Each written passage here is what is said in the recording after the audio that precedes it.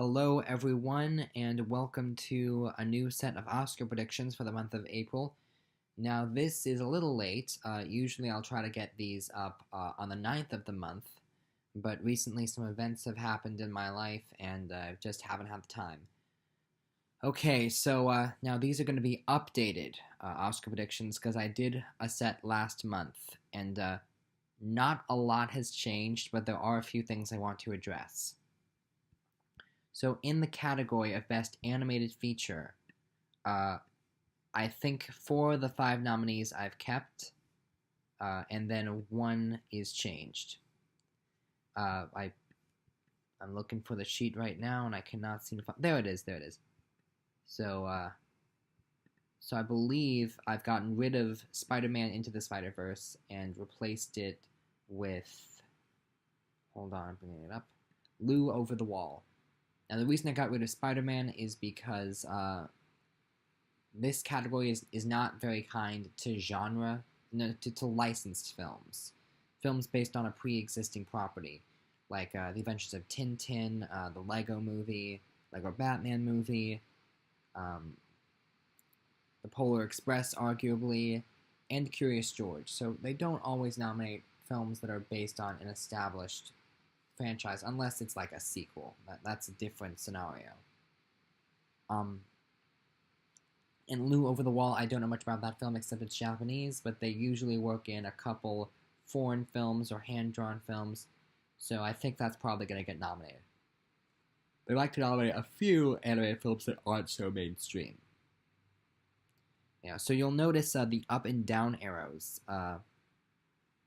The up arrow being the little thing that is above the 6 on the keyboard, and the down arrow is literally a lowercase v, but I color-coded them so they look like up and down arrows. So some of these films that are up arrows were ranked but are just higher than they were, and some of them, and the films that are in the lowercase arrow means that they're lower than they were. So I think it's fairly self-explanatory. I'm just rambling at this point. So I'm going to go to Best Sound Mixing now.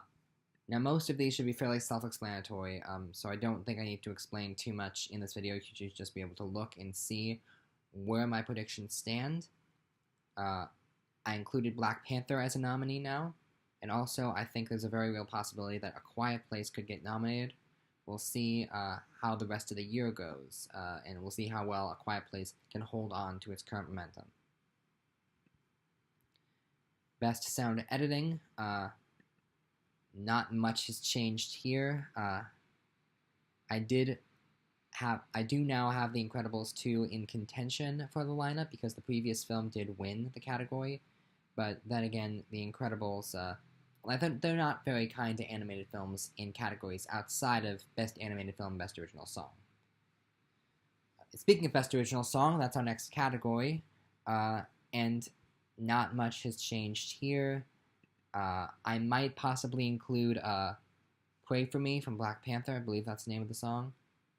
But I don't know, that film has a big soundtrack, and it'll be interesting to see what songs really stick from it, if any.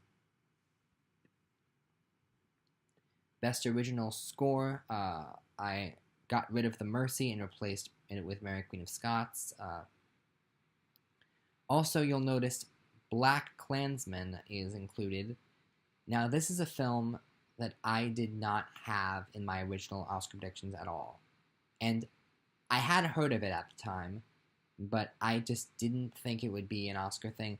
It's a Spike Lee movie, and Spike Lee is not really the auteur he once was. He's had a lot of flops recently. So I sort of thought, okay, well, this one is an interesting premise, but it'll be very tricky to get right. And if Spike Lee doesn't deliver, then it's not going to be an Oscar player. But now, I heard recently that Jordan Peele is involved, either in the screenplay or as a producer, and now I'm more interested, and I think it has the possibility to really be an Oscar contender. So you're going to see it pop up in quite a few categories. Best Visual Effects, I believe this is the same 5 nominees. Annihilation's on the board now, but I don't know. And the thing about Black Panther is the effects in that film are nothing terribly impressive. But if that film ends up being a big Best Picture contender, then it could very easily make it. We'll see what happens. Best Makeup and Hairstyling, I am including Black Panther here. I'm including that in a lot more categories, you'll see. Outside of that, there's not much else to say. Best Costume Design, I think, once again, it's a battle of the two Marys. Mary Poppins Returns and Mary Queen of Scots are going to battle for the win. You'll notice I haven't changed the winners in a lot of these categories. I am including Black Panther as a nominee, though, which is interesting because maybe a superhero suit can get nominated for the first time. And that film, it's important to remember, has more costumes than just the Black Panther suit. There's a whole Wakanda culture where they have to create these costumes for, and it's a very, very good costume design. Also, be on the lookout for the Nutcracker and the Four Realms. Disney has shown they don't need to make their live-action fairy tales good in order to get them nominated.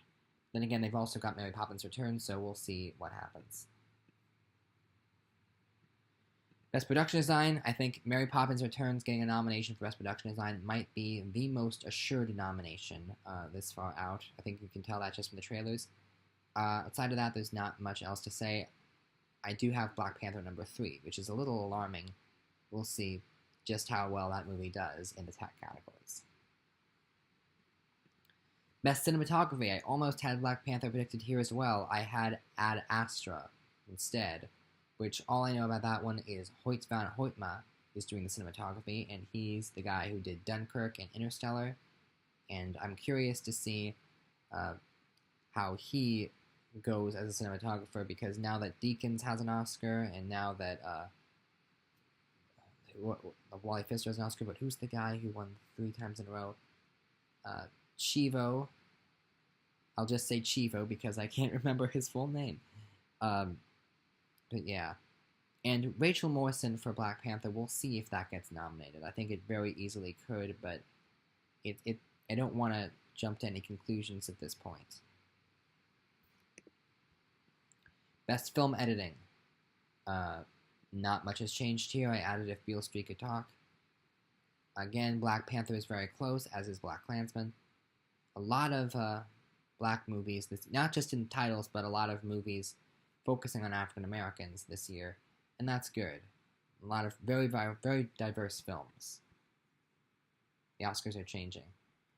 Best Adapted Screenplay. Okay, this is the one mistake. I literally, I did a whole video of this and where I had a ton of mistakes, and this is apparently the one mistake I left in. Miseducation of Cameron Post should be a down arrow, because I no longer have as much faith in that film. I realized that Sundance is not as popular and not as important as predicting the Oscars as they once were. I still think the film is going to contend in a few places, but I don't think it's going to be the biggest slam dunk it once was. And outside of that, I don't know if there's much else to say about this category. Best Original Screenplay, I'm now predicting 8th Grade to be a serious nominee. In Peterloo, I have it just on the cusp. That's Mike Leigh's new movie. It's always difficult to tell. And I added A Quiet Place. We don't know how well that film's going to do, but a horror film won this category last year, so it's not completely out of the question. And that movie had to do a lot without dialogue. And speaking of A Quiet Place, I also have Millicent Simmons competing in the Best Supporting Actress lineup, at least at number 10. Because people are going to be talking about her performance a lot. I think people are definitely saying she's the MVP of the film. She definitely is, in my opinion. Not much has changed with the actual supporting actress category. I think it's the same 5 nominees, just in a slightly different arrangement. Yeah, let's hope this is Amy Adams' year. Best Supporting Actor. I moved Adam Driver up to the front runner because I wasn't sure who was going to win. Ben Kingsley seems a little bit unlikely. And I like the idea of Adam Driver winning because he seems to have a good, strong supporting role in BlacKkKlansman. And he's an actor that a lot of people like. So I think people will be okay with giving him an Oscar. Or at least a nomination. But don't sleep on Michael B. Jordan. Because I almost feel that he's Black Panther's best shot at an above-the-line nomination. We'll see what happens with Best Picture, but Michael B. Jordan, don't overlook him. That's a very, very good performance. Best Actress. Okay, so I'm adding Melissa McCarthy in Can You Ever Forgive Me? And one thing that's changed is that I realized that the female lead of If Beale Street Could Talk is not Regina King, but rather Kiki Lane. Uh, judging from the description, it looks like a very, very meaty role for an actress, so I am including her. Man, this is a very, very competitive year for lead actress. Just look at these nominees. Felicity Jones, I feel, could still contend, as could Chloe Grace Moretz, and Stephanie Germanotta. I learned that Stephanie Germanotta is actually using her birth name rather than her stage name of Lady Gaga in A Star is Born. So that could seriously help her get an Oscar nomination. But then I'm not entirely sure which one of these lovely ladies in the top 5 she would knock off. Best Actor. So I'm including Willem Dafoe for At Eternity's Gate. He plays Vincent Van Gogh in that movie. A little hesitant about it because we had a Van Gogh movie last year that was a Best Animated Feature nominee. And if you're doing a film about Van Gogh, the whole every frame a painting gimmick really helped that movie. But we'll see how Dafoe does in At Eternity's Gate. Don't sleep on John David Washington. He is the son of Denzel Washington and the star of BlacKkKlansman. Keep an eye on that. Steve Carell, I think he could seriously contend for Beautiful Boy. Outside of that, not a whole lot to add. Best Director. Ooh, I just realized that looking at it, we have 2 black directors I'm predicting to get nominated. Barry Jenkins and Spike Lee are going to contend. And also, don't sleep on Ryan Coogler in Black Panther or Steve McQueen Widows. What I'm realizing is if there's ever a year for an African American to win Best Director, it's this year. Because it's crazy that hasn't happened yet. We've had 90 Oscar ceremonies and that hasn't happened. Hopefully it happens soon. If not this year, then within the next few years. Okay, and finally, Best Picture. You'll notice I have Black Panther at 11. I think it's right on the cusp of being nominated or not being nominated. I have A Quiet Place at 15. Keep an eye on that film. We'll see how it goes. And BlacKkKlansman is 6. I've moved backseat up a bit. But otherwise, this lineup looks very strong to me. And I've changed very little, but we'll see exactly how this goes. You always have to take the Oscar prediction articles with a grain of salt because you see what they're predicting, but then again, they're always wrong in the end. It's impossible to know from this far out. And before I end the video, real quick, I want to address 2 movies that I am not predicting to be Academy Award nominees at all. I'm not predicting these films in any category. One of them is The Irishman, which is Martin Scorsese's new movie. It stars Al Pacino, Robert De Niro, and Joe Pesci. And based on that alone, you're like, well, why aren't you predicting it for the Oscars?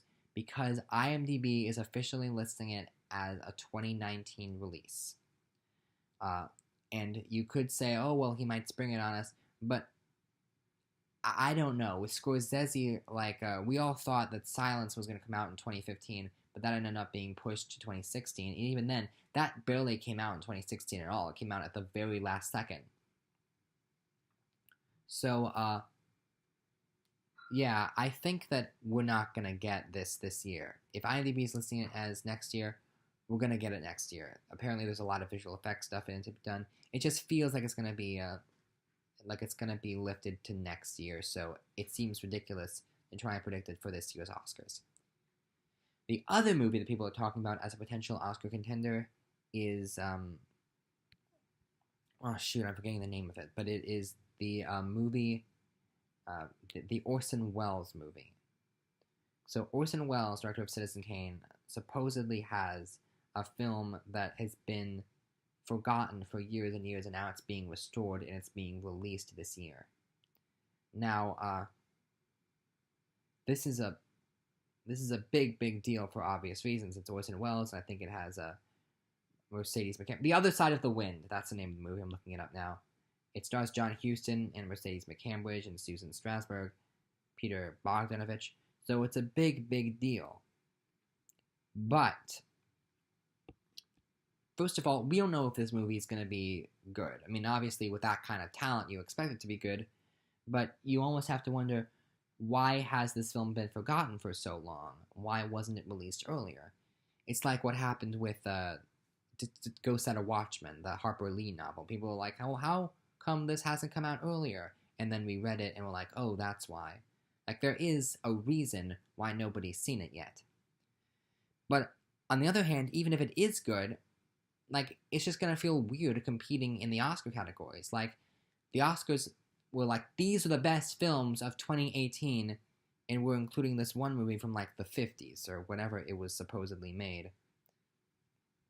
It just feels really, really weird to judge it next to films that are actually 2018 releases and made this year or last year.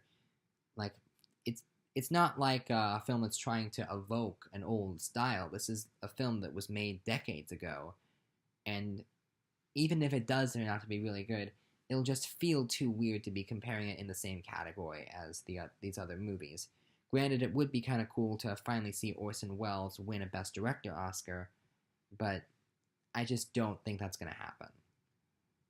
So that's my explanation for that. Those are my updated Oscar predictions. Thank you for watching and enjoy your day.